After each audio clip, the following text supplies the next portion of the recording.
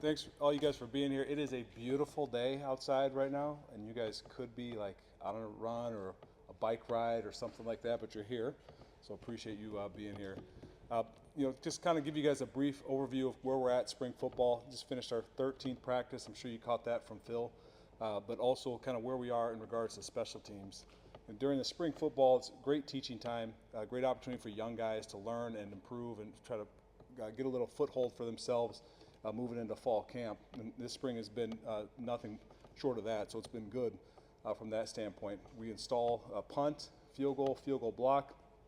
Those are the phases that get installed, and the rest of the other phases we kind of install piece by piece, drill by drill. Nothing schematic goes in those during that time. So that's kind of where we're at, and it's been really fun. See some young guys taking steps forward, trying to teach them the skills, the techniques that they need to be able to compete and help our football team here come fall and in the season. And you see a lot of progress, a lot of good work from guys. It's also a really good time to help galvanize the team, build the team, kind of push the team and the units forward. So it's kind of where we're at right now. And in regards to the specialists, I'm sure that'll be asked, so I'll probably get off to it right away. But starting off with Drew Stevens, most experienced guy, senior right now, definitely has grown and matured. You guys have heard me say that about him before, and he keeps doing it, and it's really fun to watch, and he's really in a good place. Right now he's kicking the ball really well. He's working on his leadership, which isn't necessarily natural to him because he is a pretty quiet guy, pretty focused guy.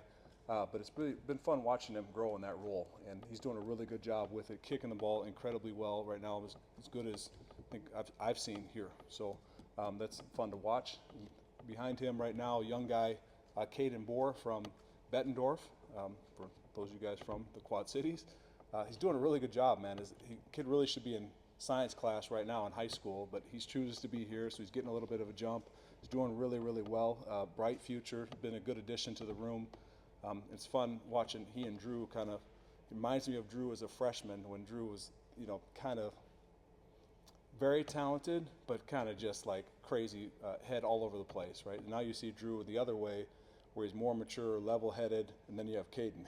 So it's fun, I think, for Drew. You guys can ask him this if he sees it this way, but to see like, man, that was him when he was a freshman, But from a talent standpoint, ability standpoint, it's all out there for Katie. Has been really good, good addition.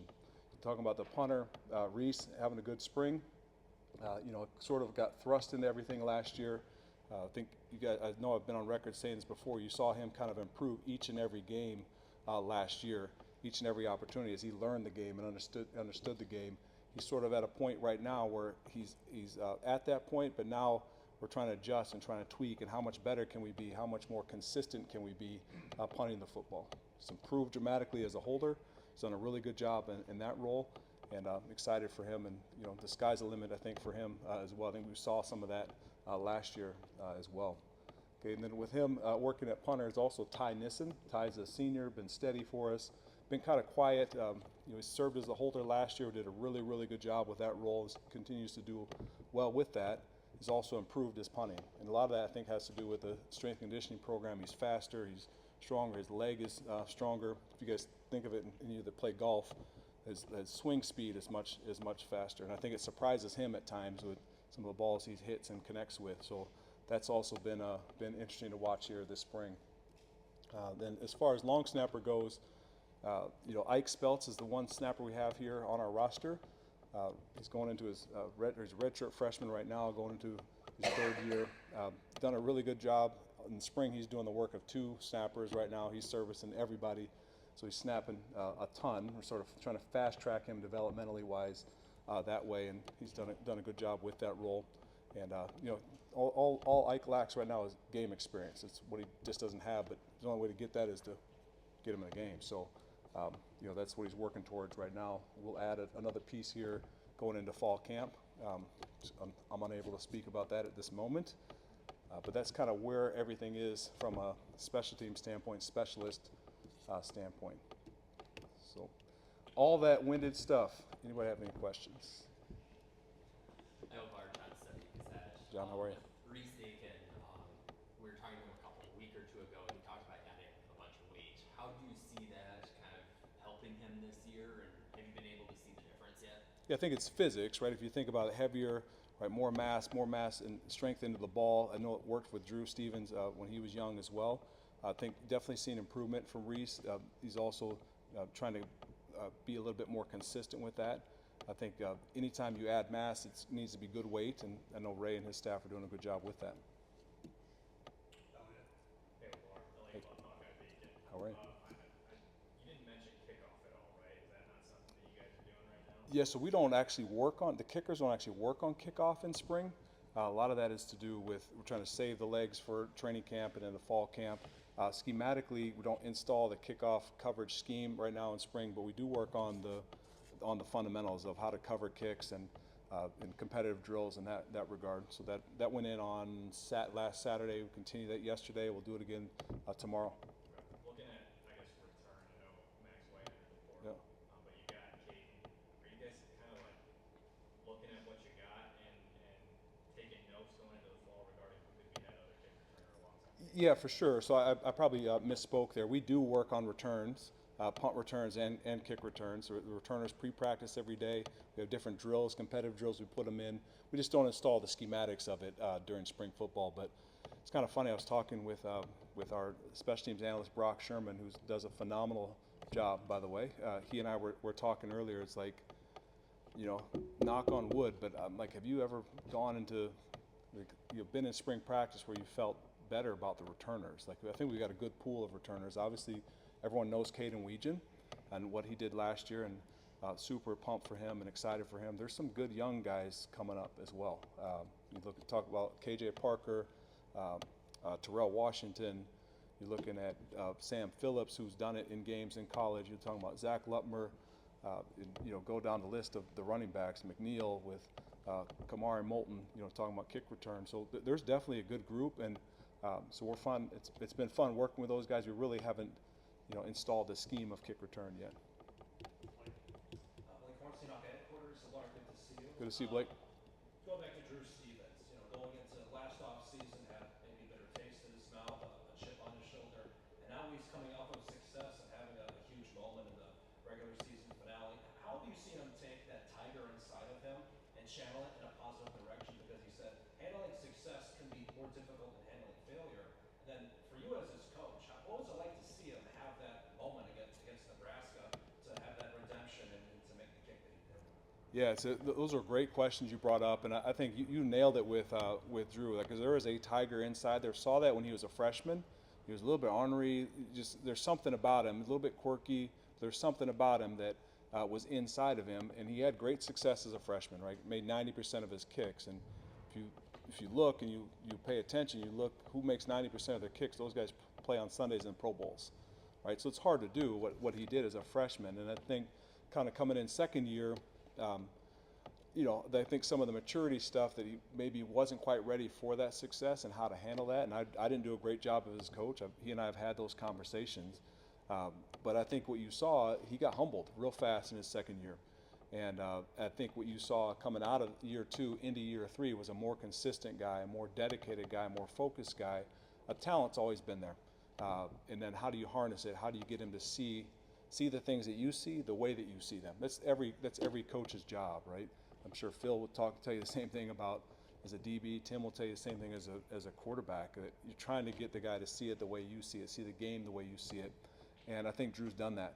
And all we've seen is this, And I haven't seen a ton of. I think when you look at young Drew Stevens, there's a lot on social media, a lot of stuff going on out there. Rather than right now, he's real focused and real deliberate with what he's doing. He's meticulous with his work. Man, he's a grown up, and it's fun to watch. Hey, LeVar. How you doing, Tom? Great to see you. Great to see you too. You had a really, solid long snapper with Luke. Mm-hmm. How have you seen Ike kind of develop, and do you see that same level of consistency so far from him? Yeah, I think if Luke heard you say the word solid, he might try to strangle you, because that's a word in our room that we don't like, because solid means average. Okay, so, but you don't know that. There's a long story that goes back to the specialist at Iowa that the word solid. But anyway, I think Luke did a tremendous job while he was here, and unfortunately, we have to send him out the door at some point. But I think that Ike has gotten a chance to watch Luke and watch how he operated, how he performed, and his daily routine, what he did. And Ike is a very smart kid, and he followed and he watched and he paid attention, and he saw all that stuff. So I think Luke gave Ike as much as he possibly could, from a preparation standpoint, mental standpoint. And now it's time for Ike to put that on the field and be himself, but still, do the things that he's learned. And we've seen that from Ike. He's had really good practices. He's had some ups and downs as well. But I think it's all in there with him. We just got to get the consistency ironed out. And again, I mentioned this before, but the only way to get experience is to get experience. And so at some point that's going to have to happen. So, hi Tyler, great to see you. I love how you guys introduce yourself. It's so funny. So formal too, by the way. One thing Caden talked about last week was the potential for guys to kick away from him. Are there things that you guys can do to adjust to put him in position to be able to return or counter the fact that teams might try to avoid kicking him? For sure. I think it starts with who's the guy back there with you. If you have another threat back there with you, that helps, right? So you get guys like I've mentioned with Terrell, with Moulton, with McNeil, some other guys out there back there with you. That forces the kicker to have to kick it to one of you guys. So that's one thought. Okay, the other thought that we've had this with Amir Smith-Marset as well. We had to sort of prep him and get him ready to field balls wider than he would normally be used to fielding. So that's another thing that we've been working on or talking about as well. So that stuff is definitely going to be out there, and I would anticipate people trying to keep it away from Caden, but I also, we play against good competition each week, so they're not going to kick away from him forever. Scott Dockman with The Athletic. Scott, great to see you. Great to see you too, LeVar. You can make a case that no position group is more impacted by 105 than special teams, especially the way you guys have built. Kind of the walk-ons have become All-Americans, whether it's Caden Legion or Charlie Jones or Drew Stevens or Keith Duncan, whatever. How does that impact you, the way you evaluate, the way you recruit, and now you have to keep certain players versus before you would be able to recruit, even in your own recruiting stomping grounds, you can recruit small town players who a lot of times blossom into important players. How has that impacted you on a special teams level that you're not going to have the extra 25 players Sure. to put under kick units? I'll start first with that in the specialist room itself, right? So our specialist room is trimmed down pretty tight right now. The thought before typically is you have 3 guys for each position: a snapper, 3 snappers, 3 kickers, 3 punters. With the thought of, okay, you have a starter and a backup, guys that are always competing. You have a young guy you're trying to develop along to get in that mix. Those days I think are gone. So you're going to have 2 guys that that you can count on to go in the game. Because things happen and injuries happen, sicknesses happen, whatever happens, that the next guy's got to be ready to go. That's been a point in this program for years, right? The next man in mentality. I think you're going to see that more and more often, not only in that room, in the specialist room, but also across the board. You're starting to see it in regards to special teams. It's going to be hard to keep guys on your roster just for special teams, or guys that. Hey, maybe they can't cut it. We've had some guys that are coming to mind right now that maybe they weren't great at a position player, receiver or DB, but they were phenomenal special teams players. Those guys, I think, are going to go a little bit further and farther between. But I think everyone just needs to be ready. That's why we coach everyone the same way. So we're trying to get everyone ready to play, because you never know when you're going to get called on. David, I go 24/7 Sport. David, great to see you. It's great to see you, LeVar. Thank you. Appreciate the time. I was so known for the punt return coverage, kickoff return coverage, a lot under the radar guys that sort of galvanized the unit, whether it be over the years at gunner position. I mean, who are maybe 1 or 2 of those guys that maybe don't get, I won't say appreciated from the outside, Sure. but really instrumental in kind of galvanizing that group to make it so consistent? You're talking about like current or guys that we project? Yeah. So I would say right now, if you're talking about the gunner position, right off the bat, you've got Cohen Entringer, you've got Zach Lutmer, guys that have done it in games. You've got T.J. Hall, who's done it in games. Jalen Watson, who's done it in games. Those are guys that come out right away. Deshaun Lee, but those guys have done it. We've seen it. I think a couple other guys that may garner some attention or surprise this year. Alex Moda, He's done a really good job. Brevin Dahl has potential for that as far as gunners go. We've also seen Alex Eichmann. Got a chance to see him a little bit on kickoff coverage last year. Maybe he doesn't show up in the stat sheet all the time, but man, he is incredibly disruptive. You go back and look at some of, which I did yesterday, go back and look at some returns against our kickoff coverage unit that, man, Eichmann may not have made the tackle, but he was so disruptive, like in the backfield, making the returner go the opposite direction that other people make the tackle. So I think those are sort of the guys you're looking at right now. You know, the other guys that fit in that mix, I mean, you mentioned gunners. I'm talking about other coverage players. Nolan DeLong has done a really good job. I think quietly last year, we saw it in the bowl game with Chubbs, Landon Van Kickricks. Like, man, he knocked the crap out of this dude on the opening kickoff, Missouri, and he didn't say a word about it. Like, if you ever talk to Landon, like, he doesn't say anything, right? And so I thought, man, he must have got penalized, something happened, you know. But man, that was fun to watch. But we see that often here. You just don't always see it in Kinnick. You know, Carson, I know, you know, he made a ton of tackles for us. He's probably, as you know, statistically shows up in the stat sheet more with he and Rex and also Montgomery. But it's a great group, man. It's a fun group to be around. These guys work their butts off every day. They're super competitive. They get in there, they compete, and just trying to continue to build and see if we can make it better. Chad, nice to go to Wayne Register. Chad? I mean, I don't know how much you follow the NFL. It's becoming more regular that guys just line up from 60 and kick field goals, like Brandon Aubrey, for example. Drew Stevens seems like he's got that potential to extend the range, what you can do in a game. I know weather's a factor, but like how far do you think he can push his range this year in terms of where you just send him out there just on a normal kick, not end of half, or just like Like a normal kick or end of half? no, like any time of the game. Yeah.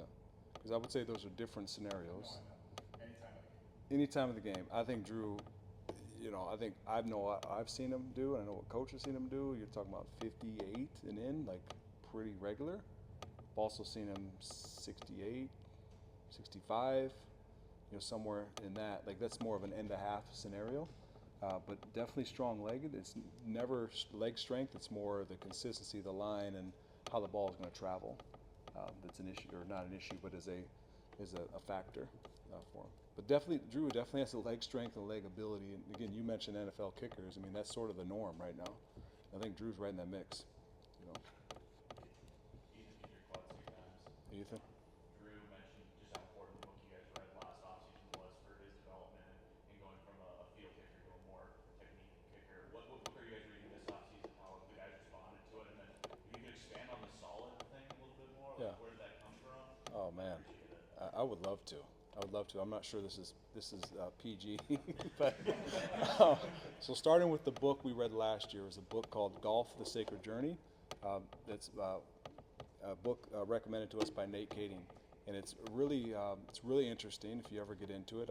I like golf. I'm awful, okay, but I do like to watch, and I get really intrigued when I watch high-level golfers because I feel like I see that a lot kicking. Right, I get a chance to watch high-level kickers. It's fun to watch and how they think and what they see in their approach. The biggest thing I think for Drew was understanding the checklist that a pilot goes through or a golfer goes through. Like if you don't hit every step, man, the chances of you hitting a clean shot are not great.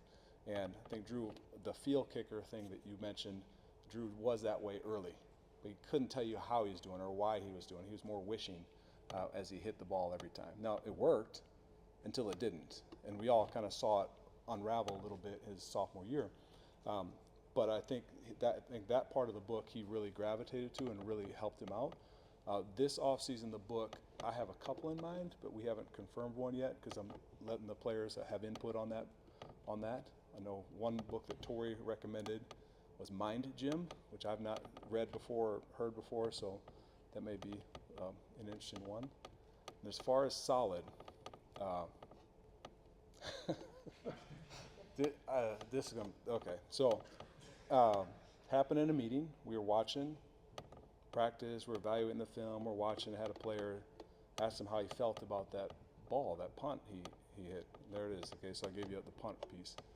And he's like, it was solid. And then I was like, solid, like that's like average. So we grade everything, right? So A, B, C, D, F. Okay, so I asked the guys, how did you feel about that? how'd you feel about that ball? What grade that ball? So I know what you think an A+ is and what I know an F is. And he's like, yeah, it was pretty solid. It was, you know, solid. And then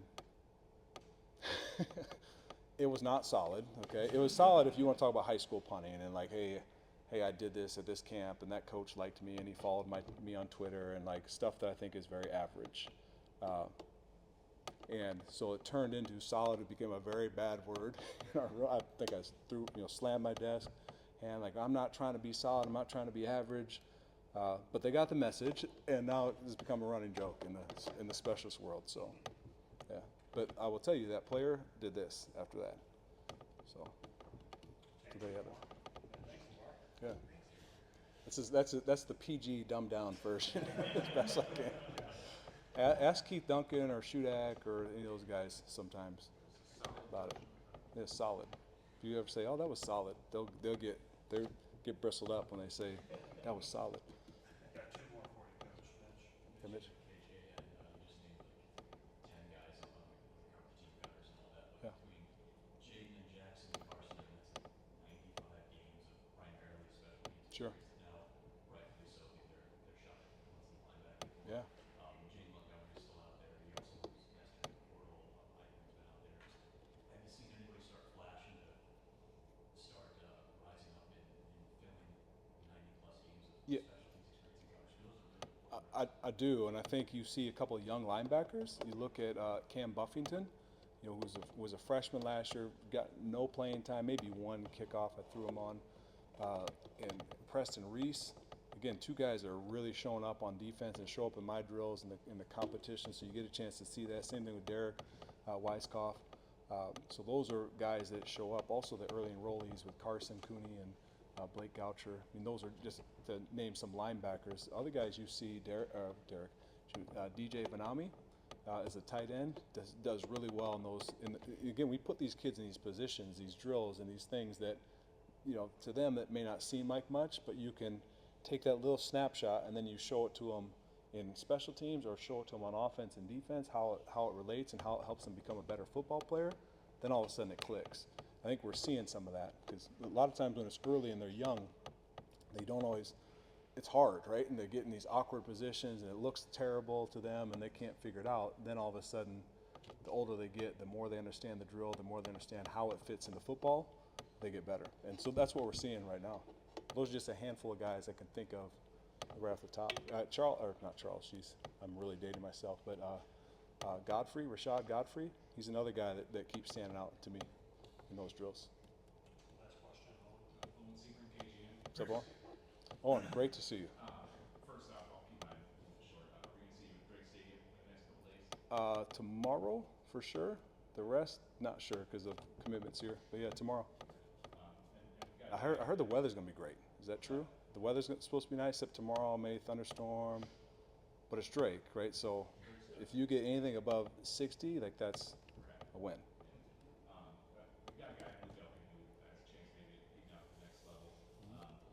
I was just going to ask if you had an NFL team for Chad Beckham because there's obviously very limited spots in the NFL for a long snapper, but do you think that he's got a pretty good chance of being picked up by a team here this offseason? I do. I think Luke is as good as he wants to be, and he's going to be a really good pro. He's really good here. And he's a very diligent worker. I would never bet against Luke Elkin, particularly playing at the next level. You know, the difference right now between college and pro is in the pros it may take you a little bit longer to get in, right? Because the practice squad rosters have extended. Rosters in general have expanded a little bit there.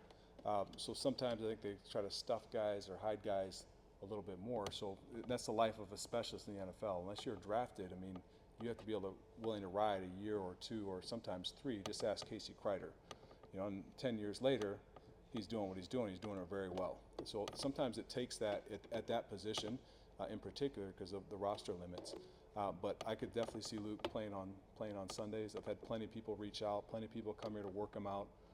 So yeah, Luke snaps a really good ball, man. The only thing he has not done yet is protect, right? And the only way we don't ask our guy to snap and protect, as far as punt goes, right? So that's the one thing he hasn't done. But it goes back to the beginning when I talked about Ike and experience. And the only way for Luke to get that experience is to get the experience, right? So at some point he's going to have to do that, and some coach in the NFL is going to trust him, and some coach in the NFL is going to look like a really smart coach. He's going to be a really good kid and a good snapper.